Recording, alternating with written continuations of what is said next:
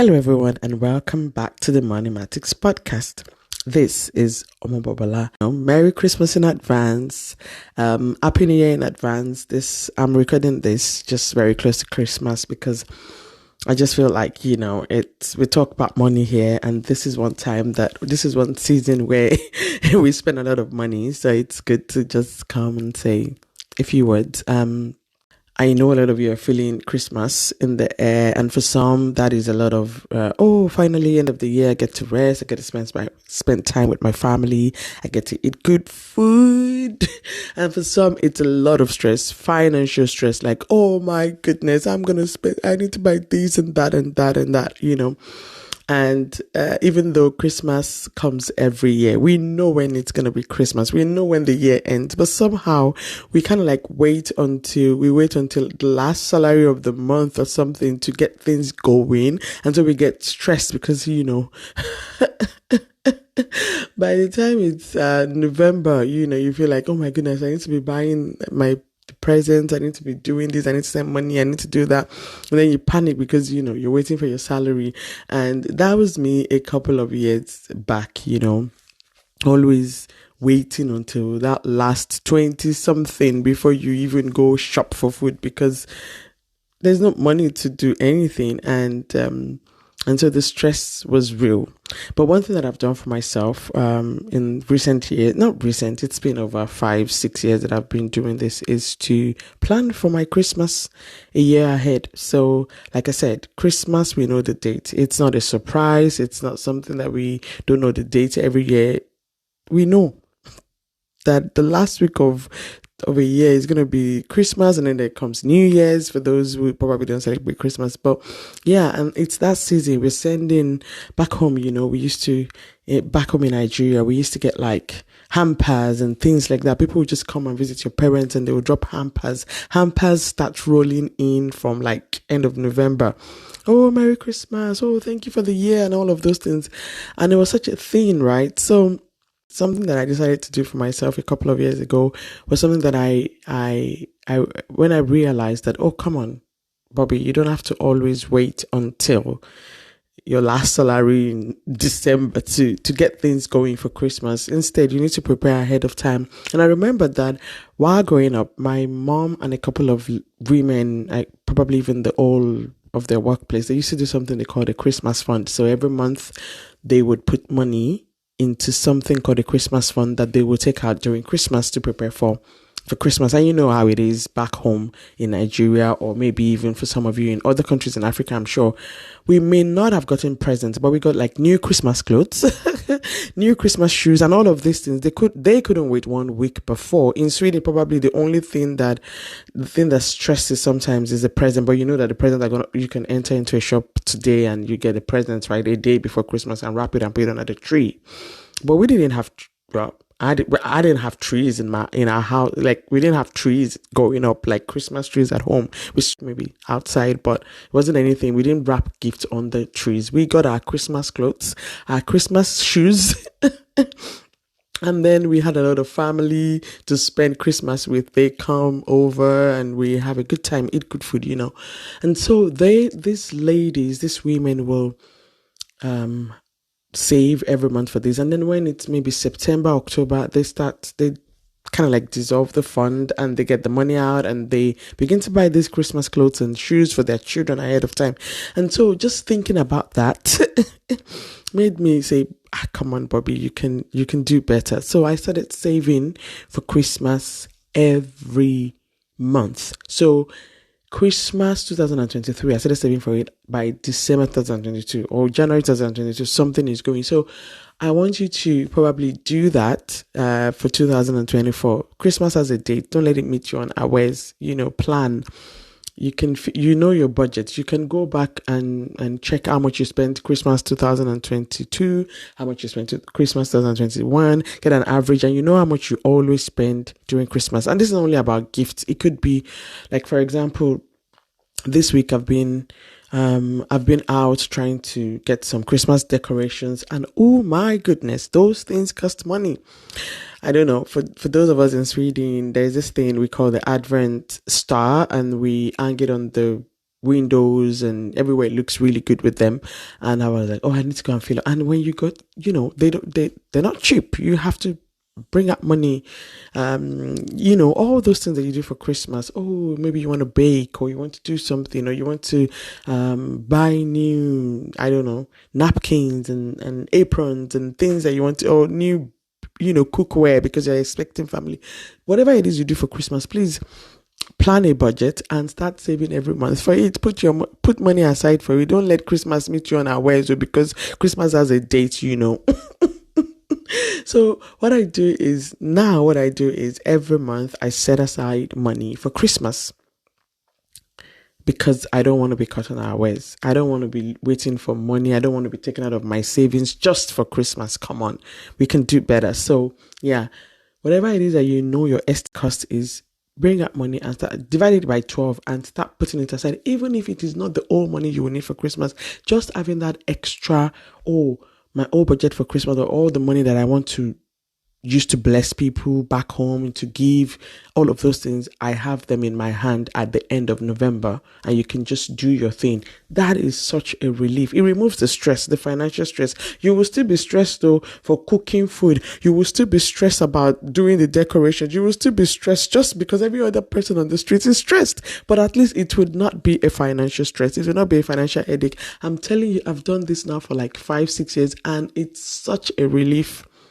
It's such a relief, such a big relief. Christmas is just coming. I'm just gliding, just smiling, because my problem is not money. My problem might be time to go out and do the thing. My problem might be any other thing, but it's definitely not Christmas money these days. And so it removes the stress from you. So please do that for yourself.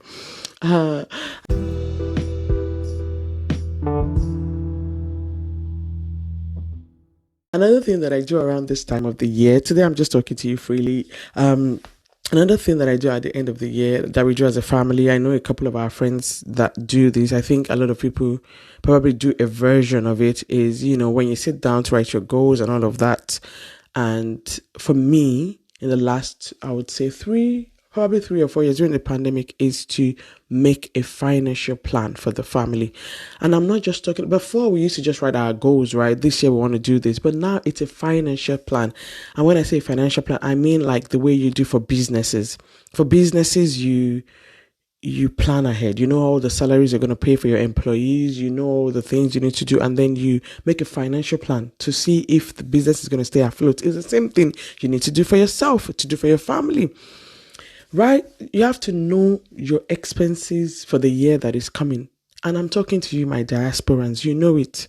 You know the birthdays that are coming. You know the weddings that are coming. You know even probably some grandma that passed away, and you guys are planning a big, I don't know, remembrance, funeral service, whatever it is that you know planned for the year. You know them, and you know your own role. If you're the firstborn, you know what it means for you and everything. Write those things down. Oh, you're planning to travel. Write it down. You're planning to have a birthday bash. Write it down. We've been joking with some friends recently about all the fact that a lot of people in our circle are turning 40, and 40 is a big deal. People are planning bashes, and so people are planning for you to be part of their bash. So you have to plan for yourself if you are going to be part of the bash or not. It all boils down to money. All these things, what they're going to be. Your travels, a big course you want to pay for, a big thing your child wants to, sign up for, maybe, all those things, them, write them down. And then look at them and make a financial, and also make provision for how those things will be paid for. Write down the amount that you're planning to save, how much you're planning to put in every month, and then look at the end of the day. Am I in minus? If I remove all these expenses, am I in plus? And you don't only just want to be in plus, you want to be at a good place, because you're not only saving so that you can, go for bashes. No, that's not what you're doing. So you need to make a financial plan for 2024. Talking about, we're talking about mindset, we're talking about goals. For 2024, please make a financial plan. If you've never done it before, you need to do it. And if you don't know how to do it, you can reach out. You can reach out to me on our email for this podcast. The email I will give you at the end of the episode. You can email, you can ask questions, or you can go online and Google how to do this. Make a financial plan for 2024. And then look at that financial plan, see if you are not able to meet your financial obligations or the ones you've written down, get out the cutlass. We call it cutlass in Nigeria. We didn't used to say machete. Cutlass, and begin to slash things. Begin to know which bash you're not going to go for, which ashrebi you're not going to buy. And for those who don't know what ashrebi is this thing we Nigerians love, especially my people, the Yorubas. That's when you pick the color, the material, you start hearing ginger, yellow, onion, purple. And then and then you sew it and everybody looks the same, or they're wearing similar things at an event. You start planning for which ashrebi you're not going to buy. Because the ridiculous thing is some of you are living abroad, but they will still tell you, you have to buy the clothes, but you're not going home for the event. You're not going to be at the event. You're not going to do anything. You're not planning to use those clothes. They just make you buy them. Please, you bring out your cutlass and begin to slash things that, okay, if I'm going to be able to send money to do this, I won't be able to do A, B, C, D. You start cutting your coat according to your size because it's necessary to do that. And so, make a financial plan this year. You don't want to be caught unawares. And also plan for Christmas, separate from your financial plan, or it will be part of your financial plan, at least the money that you take out to save for this Christmas fund that I was talking about. But do that. Let your holiday season be much more enjoyable in 2024. So no stress. We're not stressing. We're not stressing 2024. Make your plans and stick to it. And there's another thing that I wanted to say. In 2024, when you write those obligations down, plan in your mind, talking about mindset again, plan in your mind, plan in your spirit that you will not fund those obligations with a loan. If you make that plan for yourself, I promise, I guarantee you, your life will not remain the same, because this is life-changing. Plan that you are not going to offset your obligations with a loan or with debt or with credit card. Plan that, okay, I'm going to try and save it for my savings. I'm going to try and make sure that it comes out of money that I'm going to have. And I know many people have a lot to say about credit cards and things, and different countries with different rules and what applies and everything. But even if you're thinking, I might take money out from my credit card, let it be money that you know that you're going to put back, that you know that you're going to make somehow, that you're not going to set apart for. Plan not to get into more debts in 2024. And if possible, plan to get rid of your debts in 2024.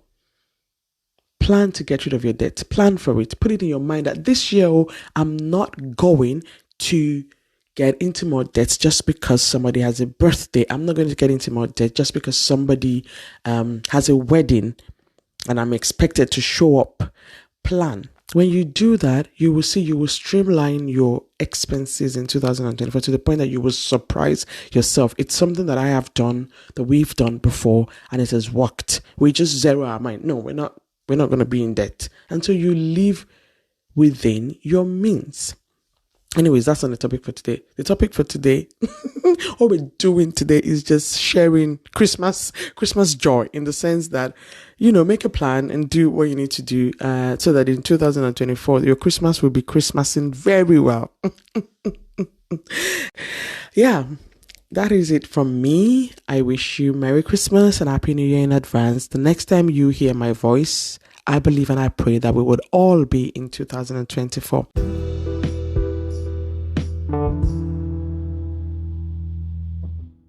About the email that I mentioned earlier, it's moneymaticspodcast@gmail.com. So if you just have questions about how to make a financial plan, or you need help just starting, where to start, what to do, reach out at moneymaticspodcast@gmail.com, and I'll be looking forward to hear from you, to see what I can do to help. Let me know.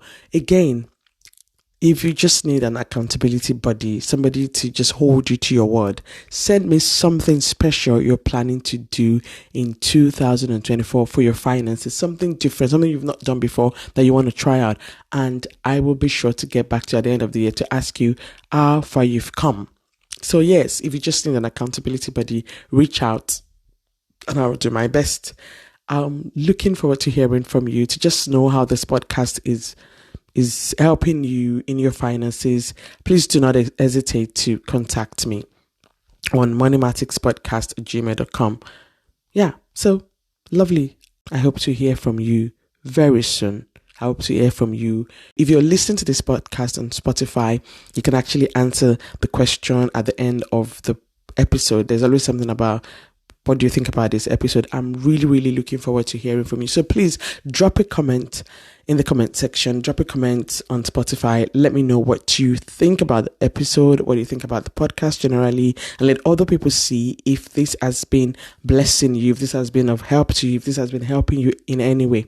I'm looking forward to read all your comments and even to read your emails. So until I come your way next time, this is the Money Matics Podcast.